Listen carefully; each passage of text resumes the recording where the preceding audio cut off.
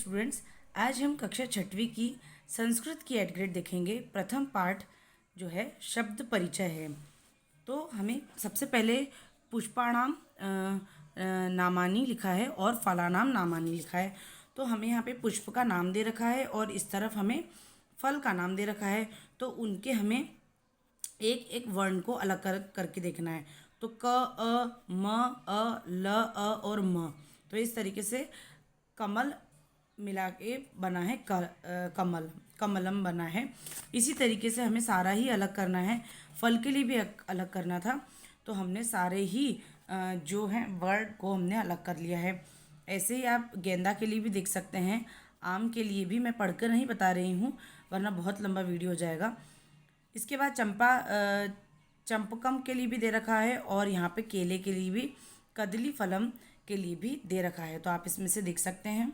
इसी में आगे हमें दे रखा है पुष्पाणाम नामानी। तो वापस से हमें पुष्प के नाम दे रखे हैं और इधर फल के नाम दे रखे हैं। तो उसी तरीके से हमें ये करना है। ये आप अपने मन से करेंगे तो ज़्यादा बेटर रहेगा। काफ़ी ज़्यादा इजी है, आप इजीली कर सकते हैं, है ना। जैसे यहाँ गुलाब के लिए दे रखा है, इधर अंगूर, इधर मालती, सेवम, उसके बाद मल्लिका, फिर दाड़िमम, है ना। इसके बाद दे रखा है हमें युथिका और नारिकेला, केलह, कपिथम, है ना। तो इस तरीके से हमें दे रखे हैं। आप चाहें तो यहाँ से भी लिख सकते हैं। अगला हमें दे रखा है पक्षियों के नाम दे रखे हैं और इधर हमें पशुओं के नाम दे रखे हैं। उसमें भी हमें विसर्ग वाले में याद रखना है।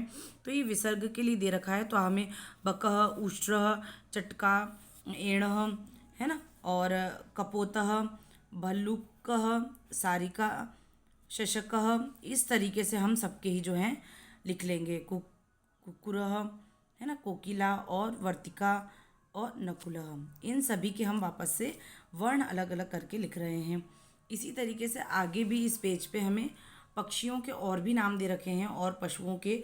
तो हमें अपने मन से इन्हें क्या करना है, लिखते जाना है। मैं आपको दिखा देती हूँ मैंने जो लिखे हैं ये।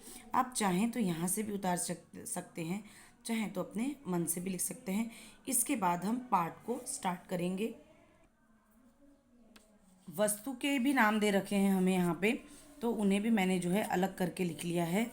चषका और साइकिल के लिए चक्रिका के बारे में भी दे रखा है। तो हम यहाँ पे भी वर्णों को अलग अलग करके हमने लिख लिया है। ये इसलिए दे रखा है ताकि आप भाषा को अच्छे से पढ़ पाएँ, संस्कृत को। तो उसके अध्ययन के लिए कैसे मिला मिला के पढ़ा जाता है, इसके लिए आपको प्रैक्टिस के लिए दिया था। अब हम बहुविकल्प प्रश्न की ओर बढ़ रहे हैं, वो देख लेते हैं। तो आम्रम शब्दस्य वर्ण विच्छेद भवति। तो वर्ण विच्छेद करना था, तो उसका बी वाला जो ऑप्शन है, सेकंड वाला, वो करेक्ट हो जाएगा। नेक्स्ट दे रखा है मयूरः हिंदी भाषायाम भवति। तो हिंदी में उसे मोर कहते हैं। संयुक्त व्यंजन वर्णम युक्तम पदम अस्ति त्रसम। फिर म, अ, य, उ, र, मयूर है, तो इसे जोड़कर बताना है, तो मयूरः बनेगा। इसके बाद र इति वर्ण युक्त शब्दम नास्ति, तो नभः, इसमें र वर्ण नहीं आ रहा है। इसके बाद हमें निर्देश दे रखे हैं, रिक्त स्थानों की पूर्ति हमें करना है। तो को, की, ला, पुस्तकम, क, म, लम, षट पदः और नरेशः। अब हम एक पदेन उत्तर देखेंगे। एक पद वाले स्वर वर्णेषु प्रथमा वर्णः कः अस्ति। तो अ रि वर्णस्य प्रयोगं कृत्वा कोऽपि एकम शब्द लिखा, तो ऋषि। नेक्स्ट है व्यंजन वर्णेषु चतुर्थ वर्णः कः अस्ति, घ। व्यंजन वर्णेषु अंतिम व्यंजन वर्णः कः अस्ति, तो ह। एक पदेन एक वाक्येन उत्तर देखेंगे अब हम। पंच पशूनाम नामानि लिखत। तो हमें पशुओं के नाम लिखने हैं। इस वाले पेज पे देखिए पशुओं के नाम लिखे हैं ना, मैंने यहीं से लिखे हैं। आप चाहें तो और भी हैं तो उतार सकते हैं, जो भी आपको लिखना हो। इधर भी बहुत सारे दे रखे हैं पशुओं के नाम। ये देखिए ऊपर पशु नाम है ना, ये इधर से अश्व वगैरह सब कुछ। तो आप यहाँ से भी इसको उतार सकते। अगला है इसमें अधोलिखित व्यंजनानि क्रमानुसारम स्थापयत। तो इनको क्रम से जमाना है। तो क, ख, ग, घ, ढ होता है। के संयुक्त व्यंजनानि सन्ति। तो श त्र और ज्ञ। पाठ पुस्तकानुसारेण अनुसारेण के स्वराः सन्ति। तो अ आ ई उ री ए ओ औ, है ना।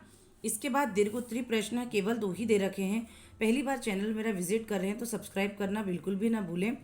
ऐसे आपको उत्तर और किसी भी चैनल पर नहीं मिलेंगे, तो आप यहाँ पे, और अगर आपके मन में कोई भी डाउट आता है तो आप मुझे कमेंट सेक्शन में बता सकते हैं। वैसे 19th क्वेश्चन अब हम देख रहे हैं। तो हमें ह्रस्व वर्ण और दीर्घ वर्ण युक्त शब्दों को छांट कर लिखना है। तो मैंने यहाँ पे छांट लिए हैं इस पूरी सीरीज में से। जैसे दीर्घ वर्ण में आचार्य, आम्रम, ईश्वर और उलुक हो जाएगा। फिर अश्व, इष्टिका, ऊजा, ईशु, उष्ट्र, इत्र, ऋष और इंद्र। तो ये वाले जो जाएंगे वो ह्रस्व वर्ण युक्त शब्द हो जाएंगे। नेक्स्ट हमें दे रखा है व्यंजन शब्दान क्रमेण स्थापयत। तो क्रम से हमें इनको जमाना है, तो मैंने यहाँ पे क्रम से इन्हें जमा दिया है। जैसे ख, य, च, ठ, थ, क, ज, य, द, ग, घ, छ, ण, प, झ, ण, ध, ब, प और ट, त, न, फ और भ। तो इस तरीके से मैंने इन्हें जमा लिया है। आप चाहें तो यहाँ से भी उतार सकते हैं। मिलती हूँ आपको नेक्स्ट वीडियो में, तब तक के लिए धन्यवाद।